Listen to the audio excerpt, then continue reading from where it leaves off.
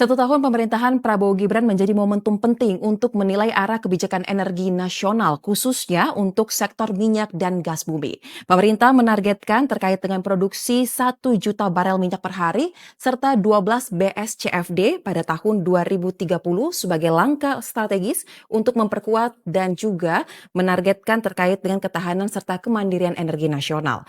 Lantas pemirsa, seperti apa langkah dan juga kebijakan yang disusun pemerintah untuk mencapai target ambisius tersebut, dan apakah kebijakan migas yang saat ini sudah berpihak kepada rakyat dan juga memberikan manfaat seluas-luasnya kepada masyarakat? Oleh karena itu kita akan membahas selengkapnya kali ini bersama saya Soza Hutapea dalam 30 Minutes with SKK Migas.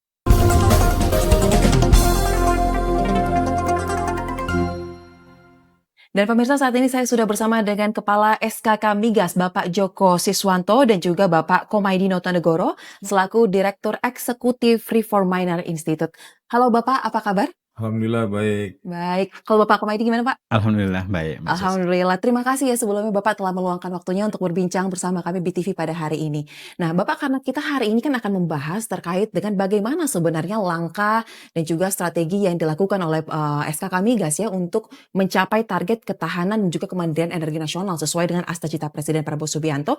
Maka langsung saja pertanyaan pertama saya ingin tujukan kepada Pak Joko nih. Pak Joko, sudah 1 tahun berjalan di pemerintahan Prabowo Gibran. Nah ada juga kebijakan terkait dengan bagaimana kemandirian energi nasional ini akan diwujudkan. Pertanyaan saya, apa saja yang sudah dilakukan SKK Migas selama 1 tahun masa kepemimpinan Prabowo Gibran, Pak? Yang pertama tentunya kita melaksanakan apa yang menjadi cita-cita daripada pimpinan negara kita Pak Prabowo Astacita, yaitu untuk kemandirian energi. Mereka mengatakan bahwa kita harus mencapai target-target. Nah tentunya untuk tahun ini kita berupaya untuk mencapai target APBN, terutama untuk produksi minyak 605.000 barel oil per day. Nah, dukungan dari Pak Presiden, Pak Menteri itu sangat jelas dan sangat tegas. Terutama untuk 1 tahun pertama ini Pak Presiden langsung menghadiri acara IPA, itu acara konveks yang besar di bidang hulu migas. Bapak Presiden hadir, itu sangat jelas dukungannya, sangat kuat sekali. Kemudian fokusnya juga jelas. Kemudian Bapak Presiden selanjutnya juga meresmikan Forel Terubuk di Medco, di lepas pantai Natuna. Itu juga merupakan dorongan yang kuat dari Bapak Presiden. Kemudian yang ketiga adalah proyek Buick di Exxon, itu juga Bapak Presiden meresmikan. Ini suatu pertanda bahwa dorongan yang besar sekali dari pemerintah, dari pimpinan negara, dari Bapak Menteri yang harus kita jalankan dan menambah semacam vitamin bagi kita untuk terus semangat. Yang kedua adalah Bapak Presiden juga mengeluarkan surat mengenai Satgas Hilirisasi dan Ketahanan Energi. Ini juga memangkas atau mempercepat birokrasi atau hambatan-hambatan yang terjadi untuk kita melakukan kegiatan eksplorasi dan eksploitasi, terutama masalah perizinan. Kemudian yang terakhir adalah kita berupaya mencari terobosan-terobosan strategi bagaimana untuk mencapai target yang kita inginkan. Baik dari struktur, organisasi, kemudian penempatan orang-orangnya, kemudian menanamkan jiwa semangatnya gitu ya, korsanya. Bahkan saya ketika dilantik, ada yang pending-pending, langsung saya putuskan untuk diselesaikan.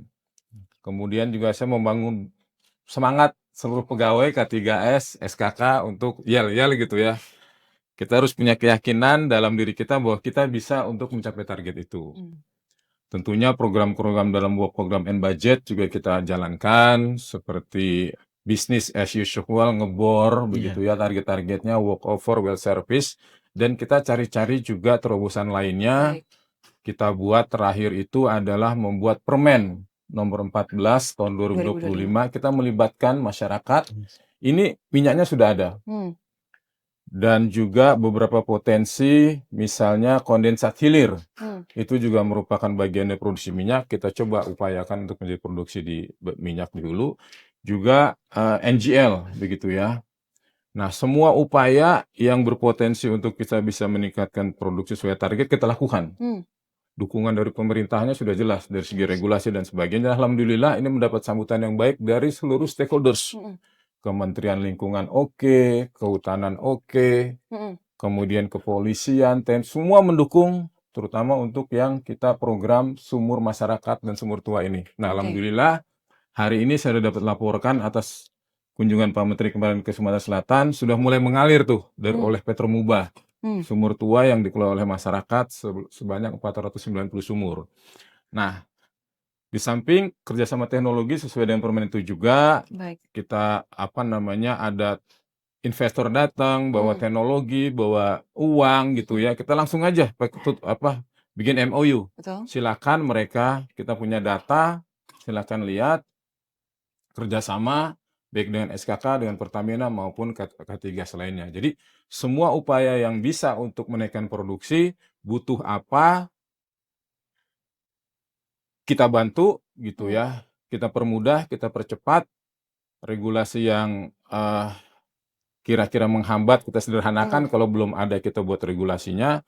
Intinya adalah kita cari solusi bersama-sama ya. Untuk menyelesaikan masalah yang ada, untuk tujuan yang satu adalah meningkatkan produksi. Betul, mencapai ketahanan dan kemandirian energi nasional tersebut. Nah, Pak Komaydi sebagai pengamat dan juga akademisi dari yang dipaparkan oleh Pak Joko tadi, ada 3 strategi ya kurang lebih tadi yang dilakukan oleh pemerintah untuk mencapai target yang ditetapkan oleh Presiden Prabowo. Pertanyaan saya, apakah Anda sudah melihat kebijakan ini selaras dengan tujuan tersebut? Iya, saya kira apa yang diupayakan oleh teman-teman di SKK maupun di Kementerian Teknis, Kementerian SDM, kalau dari beberapa indikator capaian sebetulnya sudah maksimal ya Mbak. Jadi kalau beberapa indikator capaian misalkan produksi, kemudian investasi, di dalam beberapa waktu terakhir, itu kan sudah di upper 100% ya. Artinya sudah maksimal kalau dari indikator yang ditetapkan.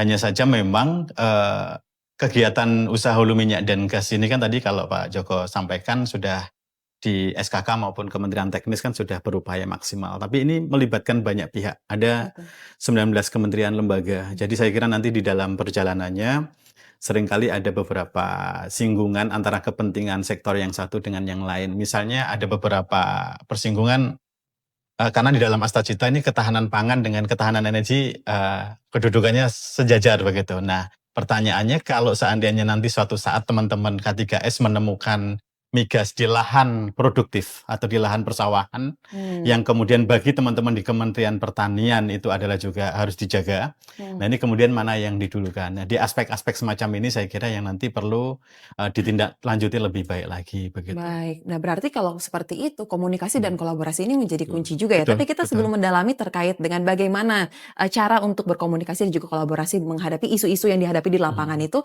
saya ingin ke Pak Joko lagi, Pak. Selain target APBN yang tadi Bapak sampaikan 605.000 barel ya Pak ya per hari yang dari APBN 2025, ada juga pemerintah mengatakan bahwa targetnya ini juga akan mencapai 1 juta barel minyak per hari dan 12 BS gas di tahun 2030.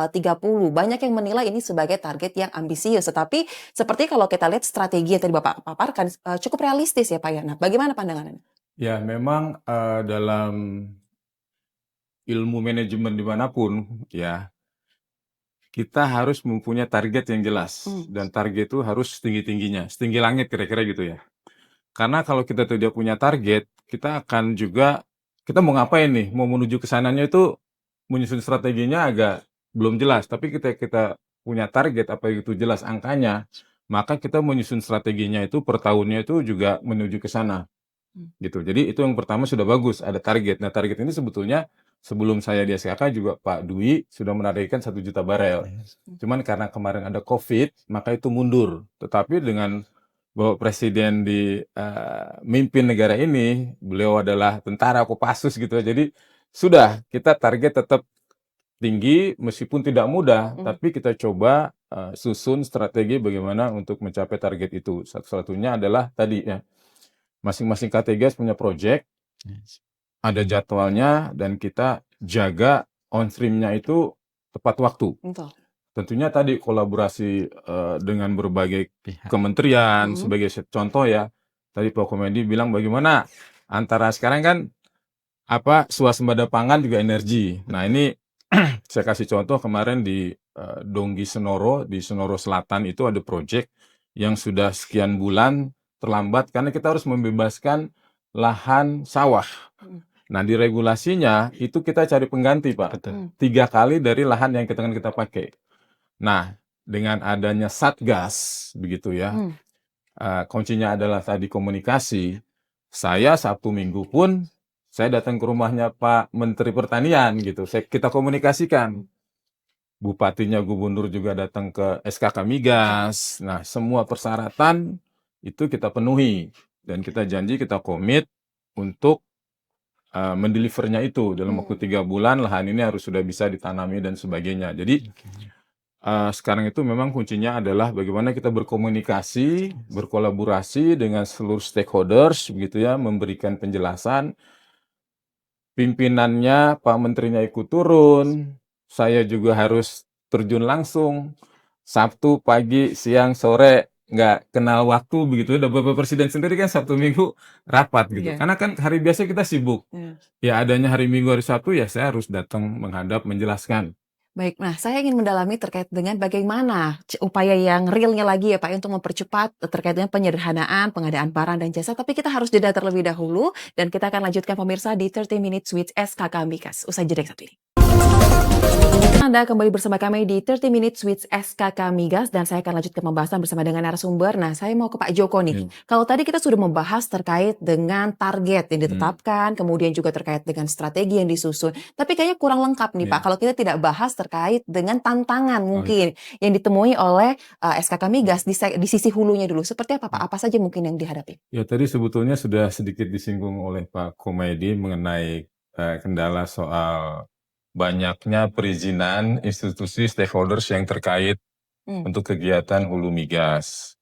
Sekarang ini makin banyak kementerian, masing-masing kementerian bikin regulasi, kalau nggak diikutin nanti risikonya tinggi. Kemudian kendala yang lain adalah misalnya turbo machinery misalnya, itu yang seharusnya bisa di maintenance di sini, diperbaiki di sini, diservis di sini, itu bisa lebih cepat, tapi karena regulasi harus dikirim keluar. Betul. Nah, akhirnya dari segi biaya juga bengkak, kemudian waktunya juga jadi makin lama, begitu ya. Ini kendala-kendala ini yang yang sering kita hadapi. Baik, nah Pak Komedi mungkin bisa disampaikan secara singkat, Anda kan sebagai pengamat dan juga akademisi pasti memiliki terkait dengan data penggunaan TKDN khususnya untuk di sektor migas ini ya. Sampai dengan tahun ini, per detik kita berdialog ini sudah berapa besar sebenarnya, dan tadi Pak Joko sudah menyampaikan banyak sekali sebenarnya hambatan, apalagi soal tadi perizinan dan juga soal sertifikasi dan lain-lain. Jadi apa yang paling tepat, solusi apa agar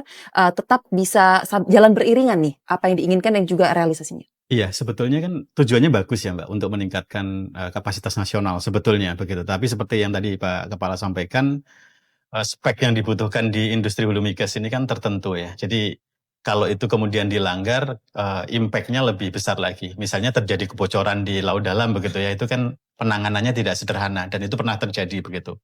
Nah, kalau ditanya perkembangannya seperti apa, sebetulnya positif ya. Kalau nggak salah mungkin udah di kisaran 60% ya, Pak Kepala ya? 50 saat ini ya, di bulan tanggal 7 Oktober 56,14%. Tahun lalu itu 58,3. Kita harapkan ya bisa mencapai 60% lah di 2 tahun. Jadi baik di barang maupun jasanya sebetulnya sudah dari waktu ke waktu meningkat terus. Tetapi memang ada beberapa hal yang sama-sama perlu kita samakan visinya nih, tujuannya bahwa kita kan kalau tujuannya mencapai target katakanlah 1 juta barel, itu kadang seringkali disampaikan ini ambisius nih, ini mimpi. Betulnya itu realistis ketika asumsinya bisa dipenuhi. Permasalahannya ini melibatkan sekitar 19 kementerian lembaga. Kalau visinya tidak satu Mbak, ini akan sulit untuk dicapai begitu.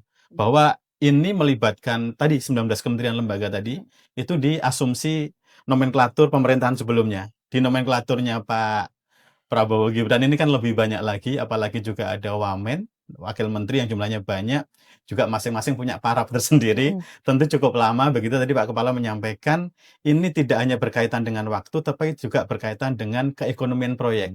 Jadi semakin lama proyek ini tertunda, Mbak, tentu keekonomiannya makin turun lagi begitu. Kita tidak kompetitif. Kemudian supaya kompetitif kita minta insentif fiskal. Kalau minta insentif fiskal nggak sederhana, karena koordinasinya dengan teman-teman di Kementerian Keuangan, dengan penerimaan pajak, penerimaan negara dan lain-lain, sehingga ya case-nya misalnya Blok Masela begitu ya, itu kan sudah mundur beberapa kali. Betul Yang sekali. sebetulnya yang dirugikan adalah kita semua, karena negara juga rugi, potensi penerimaannya lebih cepat nggak bisa kita dapat, kontraktor juga harus mengeluarkan lebih banyak lagi, teman-teman SKK juga lebih repot lagi, mungkin every year harus melakukan adjustment WPNB-nya begitu ya. Ini yang saya kira masing-masing pihak harus paham bahwa kalau memang tujuannya sama-sama ke Bandung, ayo kita sama-sama satukan visi, pergi ke Betul. sana, transportnya ini kalau sudah kita sepakati, ayo ke sana begitu. Jangan kemudian nanti di tengah jalan diubah-ubah. Tadinya udah sepakat naik bus begitu ya. Kemudian udah nggak jadi, kita mau naik mobil Betul deh. sekali. Satunya naik motor begitu. Nah ini kalau nggak satu visi nggak akan ketemu. Kira-kira Baik, sangat problemnya itu. kompleks ya, tapi Iya. memang kuncinya sebenarnya satu visi dulu Iya. untuk membahas terkait dengan persoalan ini. Kita akan lanjutkan pembahasan Bapak-Bapak, tapi kita harus jeda terlebih dahulu. Tetaplah bersama kami di 30 Minutes with SKK Migas.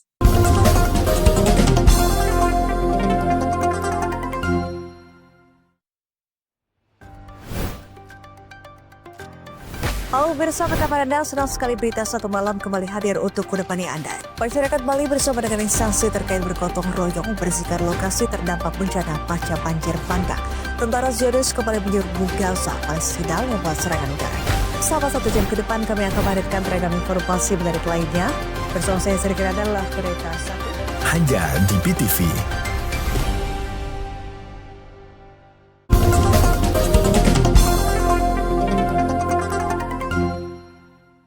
Baik, terima kasih pemirsa Anda kembali bersama kami di 30 Minute with SKK Migas dan kita lanjutkan pembahasan bersama dengan seluruh narasumber saya pada hari ini. Nah, Pak Joko, kalau misalnya kita lihat tadi pemaparan Bapak ini sudah cukup lengkap dan detail ya Pak terkait dengan di sektor migas ini bagaimana bekerja dan juga tantangan dan juga kendala-kendalanya. Nah, kalau misalnya kita lihat nih Pak ya ke peraturan Menteri ESDM di tahun nomor 14 tahun 2025 kalau tidak salah yang dikeluarkan bulan Juni 2025 ini kan amanatnya cukup jelas ya Pak ya bagaimana kegiatan di sektor migas ini memberikan manfaat bagi masyarakat. Nah mungkin bisa disampaikan pada hari ini Pak terkait dengan apa saja mungkin program pro rakyat yang sudah dijalankan dan juga memberi nilai tambah bagi masyarakat. Yang lagi hangat nih kan Permen nomor 14 tahun 2025 tentang pengelolaan sumur yang selama ini sudah dijalankan oleh masyarakat. Nah itu dari data yang disampaikan oleh Pak Gubernur, ada 9 provinsi di sana melibatkan di dalam regulasinya itu UMKM. Yang jelas itu kita pro rakyat kan. Kemudian koperasi, itu juga pro rakyat, dan satu lagi BUMD. Nah itu jumlah sumurnya itu 45.000. Nah kita pernah ke lapangan sama Pak Menteri, satu sumur itu melibatkan pekerja shift-shiftan itu 10 orang. Kalau 45.000 kali 10 berarti kan sudah 450.000. Betul. Belum lagi kalau kita hitung istrinya, anaknya dan sebagainya. Jadi betul-betul kita ke lapangan pun mereka bilang wah ini sangat membantu, mereka sudah tenang bekerja dan sebagainya. Yang kedua adalah kita naikkan setingkat lagi, Bapak Menteri selalu memerintahkan kepada kami, tolong manfaatkan, tingkatkan kemampuan daerah. Nah, langsung kami di SK Migas merevisi PTK 007 untuk pengadaan barang dan jasa, kita tingkatkan yang dilaksanakan oleh perusahaan jasa di daerah, nilainya kita tingkatkan menjadi 5 juta dolar, kalau rupiahnya 200 miliar. Nah itu tidak boleh lagi tuh pengusaha di Jakarta, itu wajib dilaksanakan oleh daerah yang nilainya tadi saya sampaikan. Nah itu juga sudah bisa dilaksanakan tanpa harus persetujuan SKK, cukup K3S yang melakukan pengadaan barang dan jasanya. Tender-tendernya cukup di lapangan. Nah itu kemudian juga tadi sebetulnya TKDN ya, TKDN juga industri yang lebih besar lagi. Nah kita juga saya contohkan untuk proyek yang ini misalnya, saya langsung putuskan udah meskipun di dalam negeri belum ada, saya kasih kesempatan 50% deh supaya tidak delay proyeknya. Betul. Sebab kalau delaynya proyek nanti kesempatan penciptaan lapangan pekerjaannya jadi tertunda kan. Nah, jadi tadi ekonomiannya juga. Jadi secara keseluruhan manfaat dari kegiatan hulu migas ini baik secara nasional, daerah, bahkan ke masyarakat itu sudah kelihatan kelihatan nyatanya gitu loh bahwa ini betul-betul bisa untuk bahkan di dalam PTK yang terakhir juga kalau itu tidak bisa dilaksanakan oleh perusahaan dalam negeri karena teknologinya cukup besar, tinggi, investasinya juga besar, tapi kita wajibkan perusahaan itu harus joint venture, berkoordinasi, atur kerjasama dengan perusahaan di dalam negeri. Baik. Bahkan Pak Menteri juga sudah menyampaikan kepada kami untuk blok-blok migas yang baru diberi kesempatan perusahaan dalam negeri itu untuk chip in, belajar. Dan satu lagi adalah PI 10% untuk daerah itu juga sudah jelas akan menambah pendapatan daerah di daerah-daerah yang menghasilkan minyak dan gas bumi. Nah, Baik. itu semakin banyak tuh daerah-daerah yang sudah memperoleh PI 10% dan itu digendong, nggak perlu untuk chip in Baik. gitu ya. Dan kita wajibkan juga kerjasama dengan universitas-universitas di mana ada lokasi minyak dan gas bumi. Kemudian juga kita punya lembaga pendidikan Akamigas di Cepu, itu juga kita mengundang begitu ya daerah-daerah untuk belajar di Cepu. Baik. Dan satu lagi yang terakhir adalah kami menyediakan anggaran, suruh K3 kita kumpulkan, bekerja sama dengan DPR, itu kita kasih namanya program sinergis CSR. Itu baik secara langsung berupa pembangunan untuk kegiatan sosial, ada masjid, ada sekolah, kemudian juga ada ambulans, bahkan yang secara langsung adalah sembako gitu ya, itu juga kita jalankan, Pak. Baik, nah masih menyinggung terkait dengan memberi manfaat, nilai tambah bagi masyarakat tentu tidak terlepas dari hilirisasi ya Pak ya. Nah mungkin terkait dengan strategi yang dilakukan oleh SKK Migas memastikan bahwa hasil produksi yang dilakukan ini tidak hanya diekspor tapi juga bisa untuk kebutuhan nasional ini gimana Pak? Oke, alhamdulillah ini memang tidak mudah. Kita tuh sebetulnya untuk gas terutama ya, di samping untuk hilirisasi juga untuk industri yang sudah existing, bahkan untuk listrik. Sebetulnya untuk gas ini kan kita harus kontrak jangka panjang. Kita sudah mengekspor sebetulnya komitmen kita, tetapi karena dalam negeri itu membutuhkan, industri juga semakin tumbuh, pertumbuhan ekonominya tumbuh, otomatis membutuhkan energi, terutama gas, baik sebagai bahan baku maupun bahan bakar. Nah, udah dengan segala upaya yang kita bahkan harus berkelahi dengan Singapura, dengan Korea, dengan beberapa negara lainnya, untuk yang komitmen ekspor kita masukkan untuk ke dalam negeri, gitu ya. Karena kita kan harus tetap menjamin industri pupuk terutama harus tetap dapat gas, listrik harus tetap jalan. Kemudian industri juga harus tumbuh. Bahkan pemerintah mengeluarkan kebijakan harga gas bumi tertentu. Itu juga agar supaya bisa terjangkau gitu ya harganya, dan pemerintah terpaksa membuat peraturan presiden, negara nggak dapat apapun nggak apa-apa gitu. Yang penting industri tumbuh, mampu membeli gasnya itu. Jadi di samping itu juga Pak Menteri ada program tadi kan hilirisasi Satgas Hilirisasi dan Tahanan Energi. Maka kita upayakan gas ini untuk membuat hilirisasinya jalan gitu, baik untuk tidak hanya untuk pupuk tapi untuk petrokimia, untuk metanol, amoniak dan sebagainya agar supaya satu lagi adalah DME ya. Kita sudah punya program nanti pakai dana Danantara atau kerjasama untuk membangkitkan lagi tadi gas menjadi DME maupun dari batu bara. Baik. Nah itu dananya dari Danantara itu.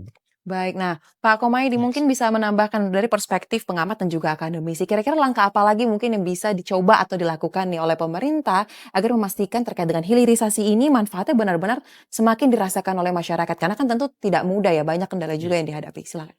Yang paling utama adalah membangun awareness ya. Karena di era transisi energi ini kan ada pergeseran paradigma, seolah-olah fosil sudah selesai begitu. Minyak dan gas sudah selesai. Padahal minyak dan gas di kita itu menjadi jangkar pertumbuhan ekonomi nasional, Mbak.